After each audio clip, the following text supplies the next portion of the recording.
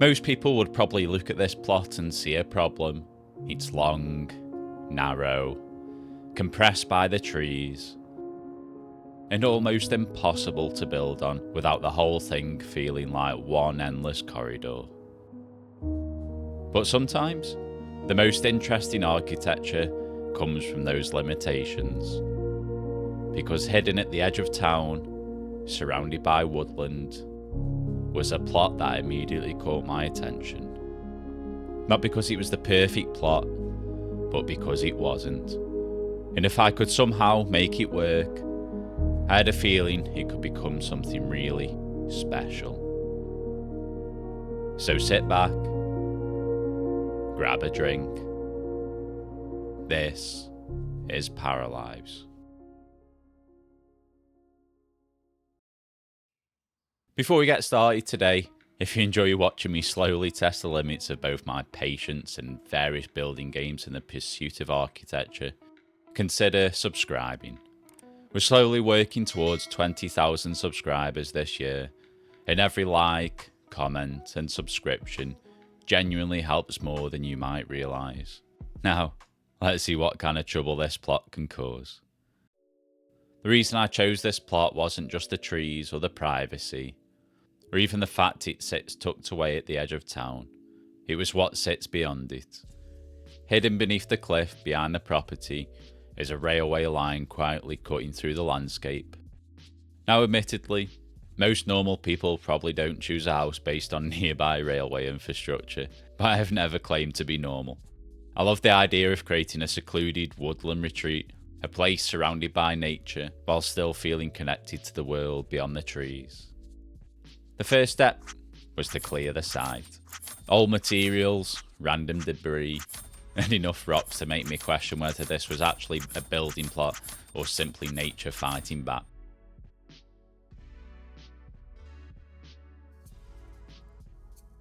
With the site finally cleared, I dragged a little camper van onto the plot, resized it to a size I thought that would fit, and then this would become a reference for scale later on when building the garage. And honestly, it quietly became an emotional support decoration. Now for the pathway leading up to the house, I had some big plans. I wanted this kind of path leading through the terrain, and then a little stream weaving itself underneath it, almost like a Japanese-inspired garden. But for now, it was just time to get the path in. And as soon as I placed the second wall, I immediately realised something horrifying. The plot wasn't flat, not even remotely. So naturally, I pulled out the terrain tools, which was the exact moment Paralives turned into a PowerPoint presentation. The game completely froze up anytime I clicked with the terrain tool. I even stopped OBS to see if that would stop some of the lag. It didn't. So, after going for a quick walk and allowing both myself and the game to emotionally recover, after discovering the land still wasn't level, I was honestly ready to give up. But then I accidentally discovered one of the smartest parts of Paralives' build system. Rooms automatically level themselves, and instantly everything changed. Because instead of fighting the terrain, I could start working with it, which immediately got me thinking about split levels, different floor heights, spaces gradually stepping through the landscape. But I was getting slightly ahead of myself considering I hadn't actually built a house yet. So I started with the entrance, a series of steps leading towards the front door, trying to create a sense of arrival before you enter the house.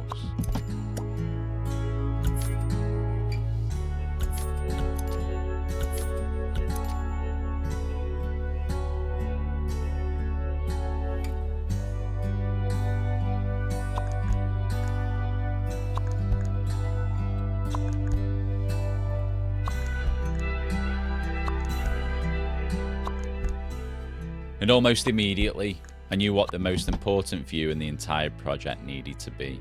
The moment you walked through that front door, I wanted your eye drawn through the house towards the garden beyond. Not revealing everything instantly, just to create enough curiosity. Because the best homes don't reveal themselves all at once. They unfold gradually. As the ground floor started taking shape, I realised something important. If this house was going to work on such a narrow plot, it couldn't feel closed off. So instead of pushing every room tightly together, I started leaving these small gaps between parts of the structure. Not quite courtyards, not quite hallways, just little pockets of breathing room. Spaces that would eventually allow light to filter through the house from multiple directions. The goal was simple. Make the building feel connected to the landscape rather than trapped within it. With the basic layout established, I then did something that probably looked completely backwards. I started lowering sections of the walls and then rebuilt on top of them, which would later give us the freedom to introduce split levels and small transitions throughout the home.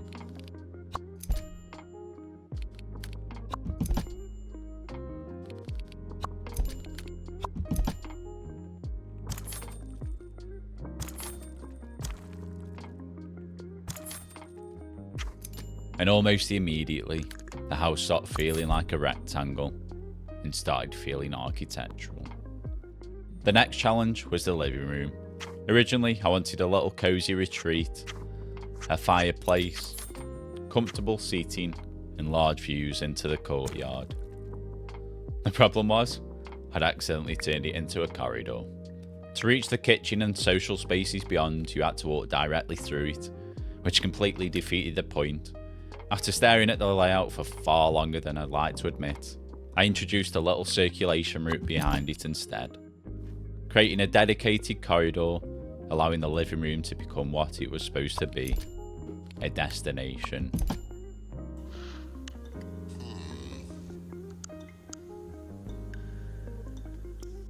So now we got the basic floor plan.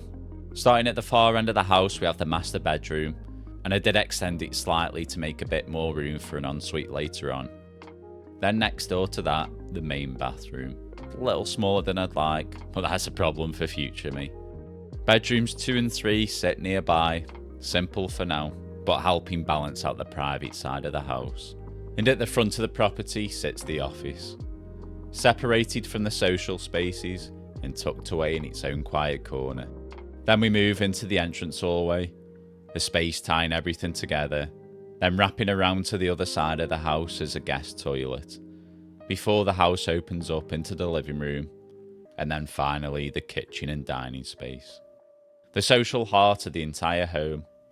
Now admittedly, at the moment it still looks more like a collection of rectangles than a finished house. No structure, no detailing, and no roof. And absolutely none of the architectural character that made me excited about the project in the first place. But that's the exciting part. Because right now, we're looking at the skeleton, and you probably think we'd jump into a time lapse and start detailing. You'd be wrong. Because I started overthinking the layout again. Maybe this wall should move. Maybe that room should be wider. Maybe the proportions felt slightly off. So I started making a few adjustments. Nothing major, just refining things. And then the floor disappeared. An entire section of it gone. Now I'd love to tell you this was some deep lesson about overthinking design, but no. The game simply decided flooring was now optional, so now I spent the next 10 minutes trying to convince it otherwise.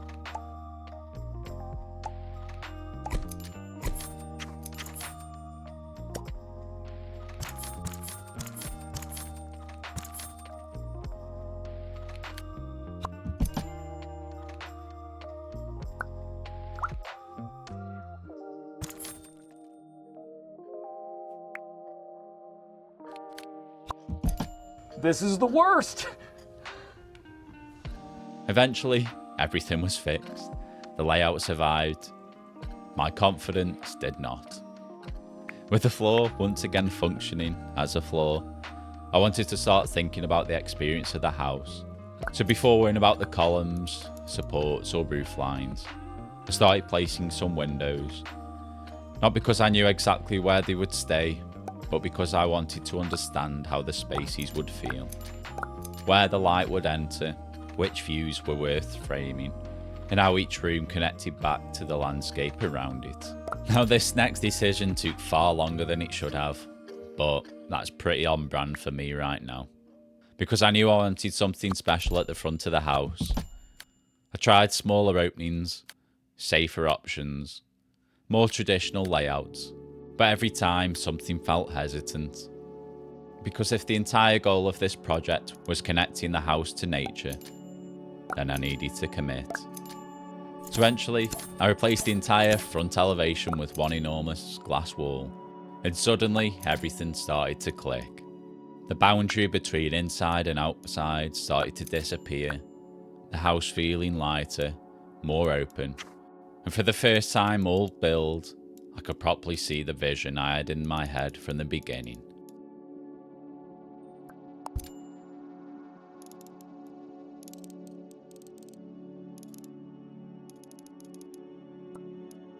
Now, at this stage, the whole thing is basically being held together by optimism and a complete lack of structural engineering, but that's a problem for future me.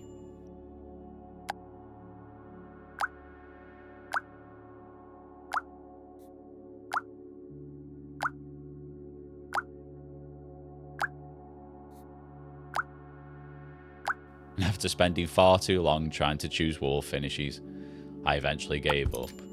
Not because I made a decision, but because I was tired of making decisions.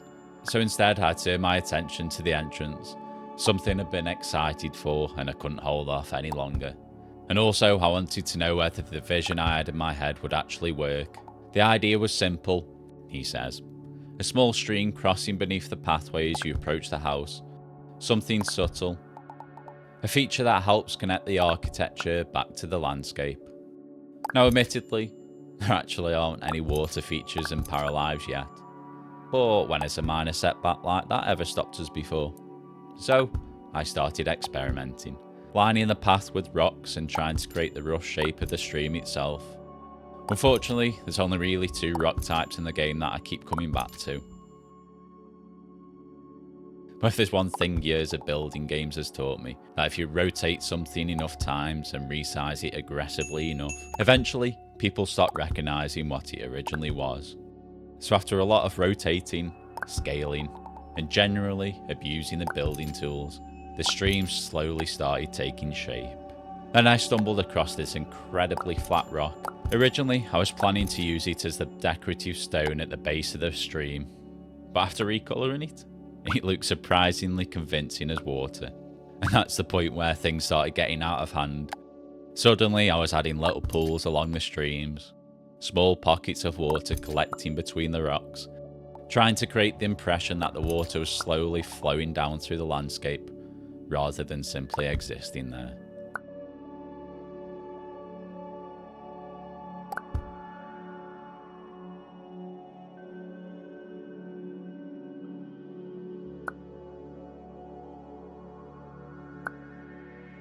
Before long, the stream opened out into a small pool at the bottom, a kind of feature that wasn't part of the original plan, but somehow felt like it had always belonged there.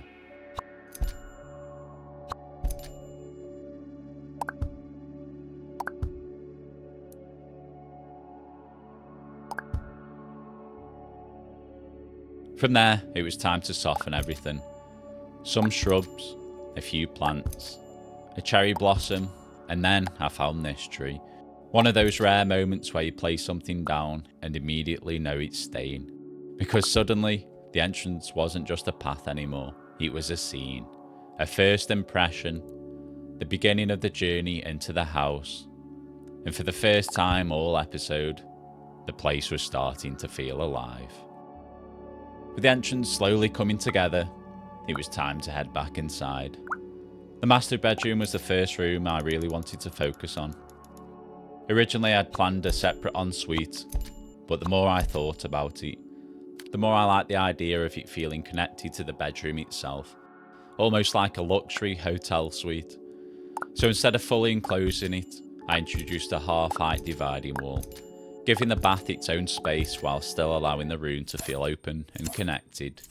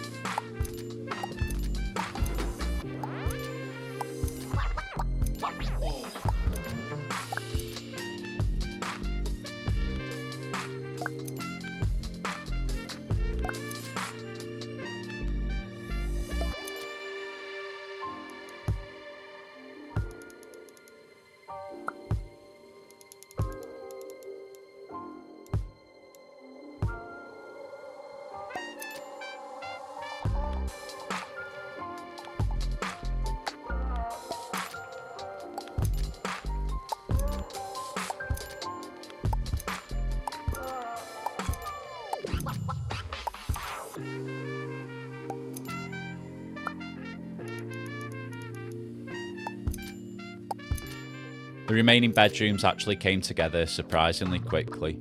Nothing too complicated, just comfortable spaces that fit the overall style of the house.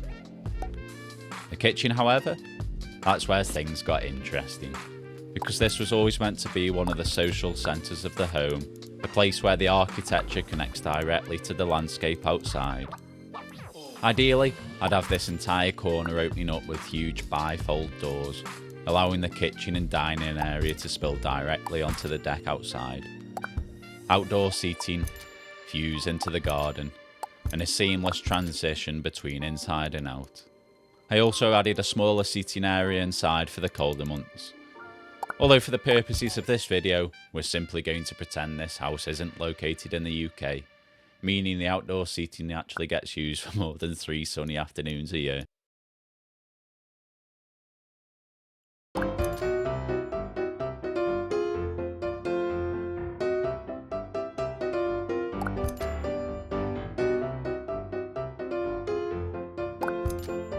Necessary?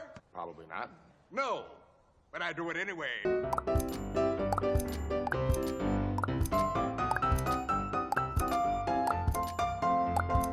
Because it's sterile and I like the taste.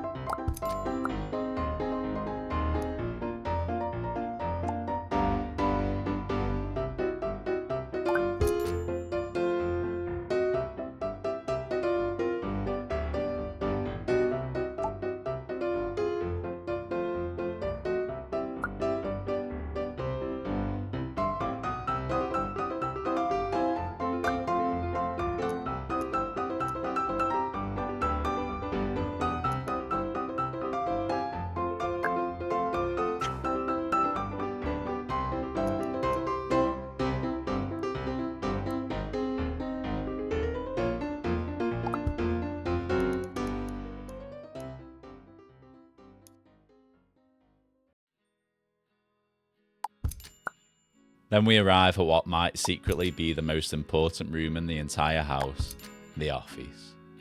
Tucked away from the main living spaces, quiet, private, and slightly removed from the rest of the house.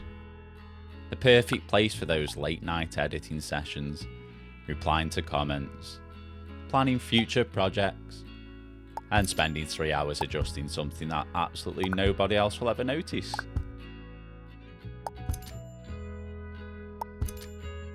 From there, it was all about the final details, pictures on the walls, nice welcome mats, lighting, and small decorative pieces. The little details that most people wouldn't consciously notice, but would absolutely notice if they were missing. As the final details started falling into place, the house finally began feeling complete. And honestly, it's hard to believe where this project started. A narrow, awkward plot squeezed between the trees. A terrain system that nearly broke me.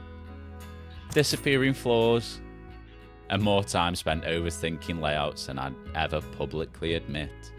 But somewhere between all of those setbacks, the house slowly found its identity.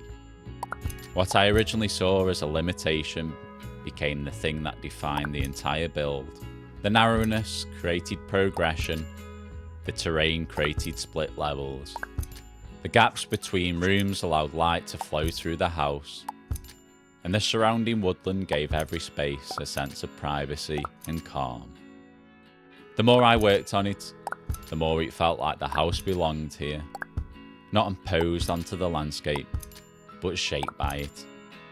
And that's usually when I know a project has worked, not when every detail is perfect, not when every room is finished, but when it feels like it couldn't really exist anywhere else.